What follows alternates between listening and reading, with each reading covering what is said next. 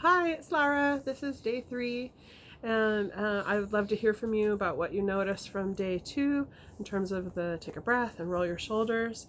And I love it when you post on Facebook, so do that under the day 2 video if you can. And we got Wilma like trying to jump up on my lap, like holding her down. No! She just jumped anyway. Uh,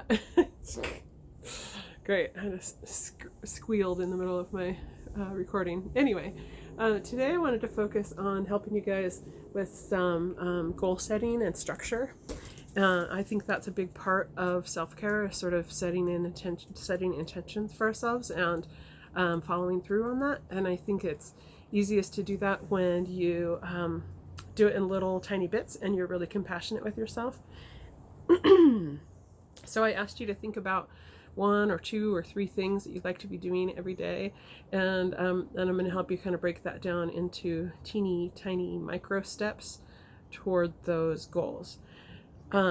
So a micro step should be something that you absolutely know that you can do, a step in the direction of the thing that you want to do, but something that you know that you'll do. No problem, I can definitely do this much. And set that as your micro goal.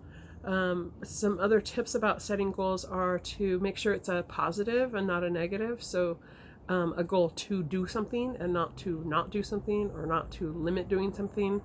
For example, if you're wanting to limit watching the news on Facebook, it would make, what I would recommend is that you make a goal for something that you want to do instead. Like, I want to read more when I feel bored. That wouldn't be the micro goal, but that would be the goal. Let's see. So making micro steps, making it a positive, not a negative, really enjoying the pleasure of the thing as you're doing it, even the micro step or doing the goal. And that kind of relates back to the first video. And anchoring it to something that you do already. So if you've been really consistent about brushing your teeth every day, for example, that's a good thing to anchor things to, because it's something that you do without thinking about already. And when you're trying to start doing something new, it's good to anchor it to something that you're already doing. So, it can be a reminder to, like, okay, I'm about to brush my teeth. This is my time when I'm gonna look at myself in the mirror and say good morning, whatever. I don't want to spend a lot of time on this video, but I'm available on Facebook in this chat group too, in the group, I'm sorry, not chat, in the group, to help you kind of break things down to tiny micro steps toward your goal.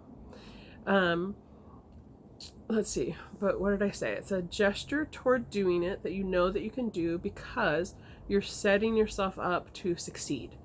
I don't want you to set yourself up for failure. Like, sometimes people will set a goal, like, I really want to read an hour every day, but I'll just make it like 15 minutes. I'm talking about a micro goal would be like, I'm going to open the book once a day. That small of a gesture, because then if you really can't get yourself to do it, then you haven't let yourself down. If you really can't get yourself to read for 15 minutes or an hour, then you haven't let yourself down. You've still succeeded at meeting your goal. So I'm going to leave it there. Trying to keep the videos short, but please post some ideas of goals that you're trying to do, and let's talk about them and see them, and I'll give you help on how to make them micro. Have a great day.